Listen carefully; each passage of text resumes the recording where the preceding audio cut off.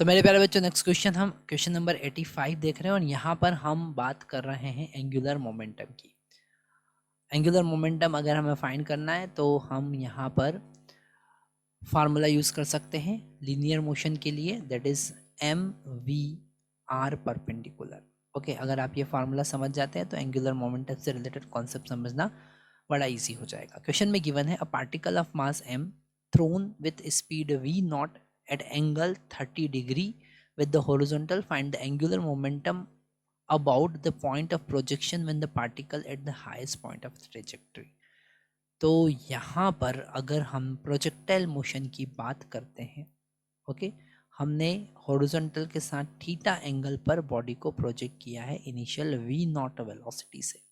Theta angle पे theta is equal to 30 degree है और ये जो पॉइंट ऑफ प्रोजेक्शन है वो इसके अबाउट हमको एंगुलर मोमेंटम फाइंड करना है जब वो हाईएस्ट पॉइंट पर होगा। अब हाईएस्ट पॉइंट पर जब पहुंचेगा तो क्या क्या चीज़ें याद रखना है। सबसे पहला कि उसका हाइट जो है वो h हो जाएगा, मैक्सिमम हाइट h हो जाएगा, है ना।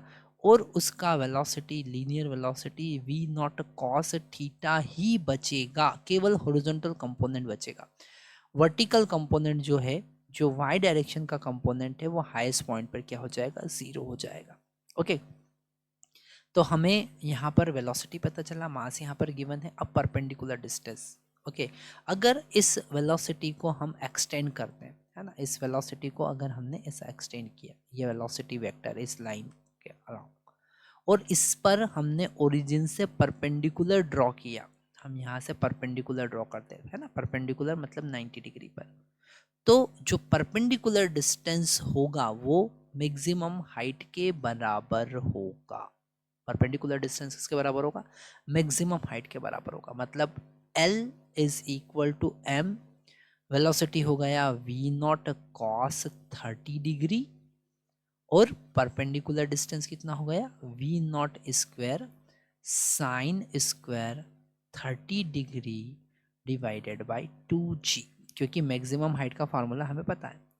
तो L इज इक्वल टू, यहाँ पर हमको मिला m v not raised to power 3, cos 30 हमको पता है √3/2 होता है, और साइन 30 हमको पता है 1/2 होता है, पर उसका स्क्वायर यहाँ पर होगा डिवाइडेड बाई 2g, है ना।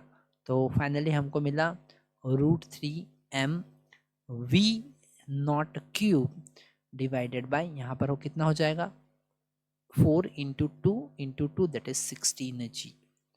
ओके, तो यह हमारा आंसर होगा। ओके, अगर यहाँ पर m और v का वैल्यू दे देते तो और हमें फाइनल आंसर और अच्छे से मिल जाता, पर that is the final answer.